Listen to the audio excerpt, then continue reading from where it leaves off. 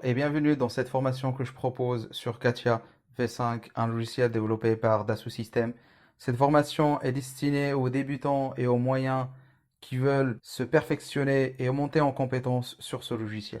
Avant de commencer les démonstrations sur notre logiciel, voici le plan de formation que je vous propose aujourd'hui. Je vais commencer par me présenter et présenter la version 5 de notre Katia. Je vais aborder aussi les prérequis et les compétences que vous devez avoir afin de mener à bien votre phase d'apprentissage. Je vais aborder la structure de cette formation composée de 4 ateliers. Un atelier Part Design qui s'occupe de la conception des pièces et un atelier Assembly Design qui est un atelier destiné à l'assemblage des pièces qu'on a déjà conçues avant. Un atelier mise en plan et on va faire ça sous forme de mise en plan, de dessin, de définition pour les pièces et pour les assemblages. Après ça, on va s'attaquer à un module que je trouve très intéressant, un atelier DMU Dynamics qui s'occupe de l'animation afin de valider le bon fonctionnement de votre mécanisme ou avoir un côté esthétique pour un client. Je m'appelle Adam et voici une petite présentation sur moi. J'ai commencé ma carrière en tant qu'ingénieur en conception des unités de traitement de déchets. Après ça, une reconversion professionnelle pour devenir un enseignant. Et en ce moment, après 6 ans, je suis prof en génie mécanique et je m'occupe de 2 BTS. Un BTS en conception des produits industriels et un BTS plutôt orienté fabrication. Sur ces 2 formations, et afin de bien collaborer, on utilise le même logiciel, dans ce cas-là, Katia V5.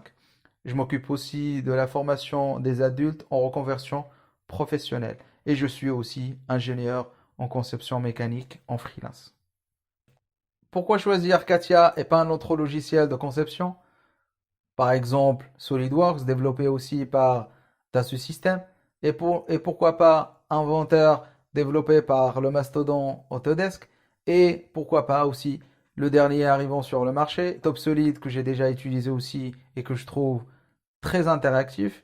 Alors, pour répondre à cette question et d'après mon expérience, il faut revenir à l'historique de la conception de ce logiciel. Katia est développé après des demandes des ingénieurs et des techniciens pour travailler sur la même plateforme. Ça veut dire utiliser le même logiciel pour la conception, la simulation, la fabrication et l'ingénierie assistée par ordinateur aussi.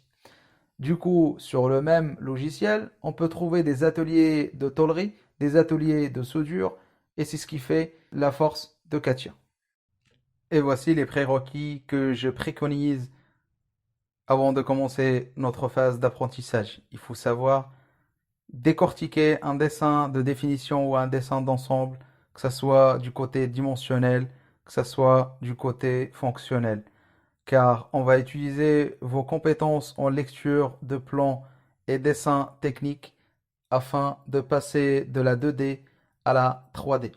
Évidemment, il faut avoir une version de Katia V5 ou Katia, la version de passage V5, V6 jusqu'à la version V6 si vous pouvez la procurer. Évidemment, il n'y a pas une grosse différence entre ces 3 versions. Moi, je vais me baser sur la version V5, c'est la version que la majorité des enseignants et la majorité des ingénieurs utilisent jusqu'à l'instant. Chaque module et chaque atelier de cette formation sera présenté de 3 façons. Présentation de l'interface, où là, je vais venir expliquer les icônes et les fonctions de base de cet atelier-là. Puis, la deuxième partie sera sous forme de 2 démonstrations que je vais réaliser sur cet atelier-là.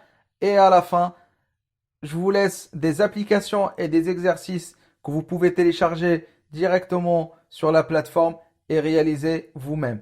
Évidemment, la correction sera téléchargeable aussi sur la même plateforme.